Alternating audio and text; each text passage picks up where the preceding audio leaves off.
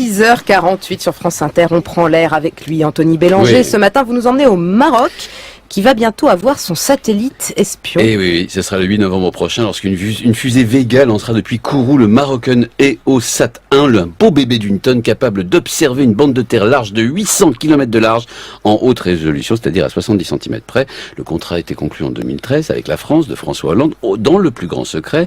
Il a coûté 500 millions d'euros au royaume chérifien. Il sera placé en orbite à 695 km d'altitude. Bref, un véritable petit bijou de technologie, mais surtout le Maroc devient le 3e pays africain à disposer d'un satellite espion après l'Égypte et l'Afrique du Sud. Et ils vont observer quoi, les Marocains? Eh ben, c'est bien le problème. Le Maroc avec 2 ennemis et un ami trop pressant. Ces 2 ennemis sont l'Algérie et les Sahraouis, évidemment.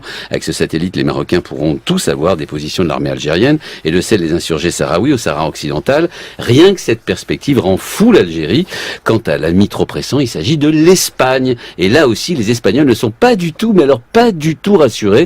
L'Espagne est le seul pays européen encore disposé, vous savez, de territoires en Afrique, en l'occurrence au Maroc, les enclaves de Ceuta et Melilla, mais il y a aussi d'un chapelet d'îles et de pignons rocheux collés à la rive marocaine. L'Espagne doit aussi avoir des moyens d'observation, j'imagine. Eh ben non, figurez-vous, l'Espagne a bien des parts dans des satellites espions français Helios, mais pas plus de 2,5%. Autrement dit, elle ne peut utiliser l'Espagne que 2,5% du temps spatial de ce satellite. Et puis quand ils en ont eu besoin, la France a fait la fine bouche. C'était en 2002, à propos d'un îlot espagnol appelé Perejil, occupé quelques jours par le Maroc. Impossible d'avoir des images satellites pour raisons techniques, ont répondu les Français, alors que le Maroc, lui, aura bientôt son satellite 100% du temps. Les Espagnols sont, comment dire, verts de rage.